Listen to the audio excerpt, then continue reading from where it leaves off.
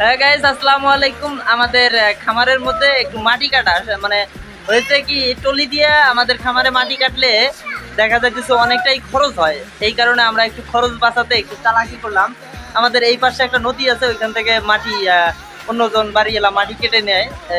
তারপরে দেখা যাচ্ছে যে মাটি কাটার পরে আমরা বললাম যে ভাই আমাদের খামারে 3 ফিট করে মাটি দেন। অর্থাৎ খামারটি আপনারা দেখতে পাচ্ছেন যে এখান দিয়ে লেট দিছি। লেটটা দেওয়ার পরে মানে একটু করে মাটি কেটে নেব, করার পরে উপর দিয়ে আমরা খামার সেট করব। তাতে দেখা যাইতেছে আমাদের অনেকটাই সাশ্রয় হবে। টলি দিয়ে মাটি কাটলে অনেক টাকা যায়, প্রায় 1.5 লক্ষ টাকার মতো মাটি যায়, প্রায় 3 ফিট যদি কাটি। আর এদিক দিয়ে আমাদের অনেকটাই সেভ হবে। আর এইখানে মাটি কাটা অলরেডি স্টার্ট হয়েছে। এইখানে আমার দেখতে পাচ্ছেন আমার পেছনে 2 বাচ্চা, মানে অনেকটাই খুশি, পানির মধ্যে ব্যাঙ্গের মতো লাফালাফি করতেছে। মাটি খুবই ভালো আসতেছে, তাতে বোঝা যাইতেছে 2 দিনের মধ্যেও লাগবে সময়। খুবই স্পিড, আপনারা দেখেন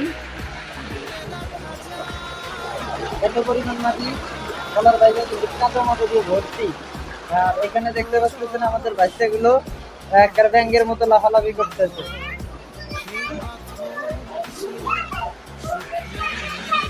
অনেকটাই ভালো লাগতেছে, কম খরচে মাটিগুলো হয়ে যাবে ইনশাল্লাহ। আপাতত এই পর্যন্তই। সবাই ভালো থাকবেন, সুস্থ থাকবেন। আল্লাহ হাফেজ।